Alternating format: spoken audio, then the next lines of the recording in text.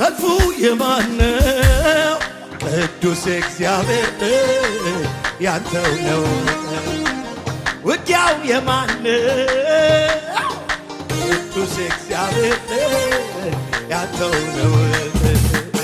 እኔ ግን በፊት ቆሜ በምስጋና ብዬ ዘምራለሁ ኢየሱስ ገናና። እኔ ግን በፊት ቆሜ በምስጋና ብዬ ዘምራለሁ ኢየሱስ ገናና። ውድዬ ገናና የኔ አባት ገናና። ሰልፉ የማነው?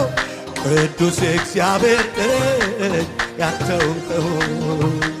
ውጊያው የማነው? ቅዱስ እግዚአብሔር ሸባ ታረግቢ። እኔ ግን በፊት ቆሜ በምስጋና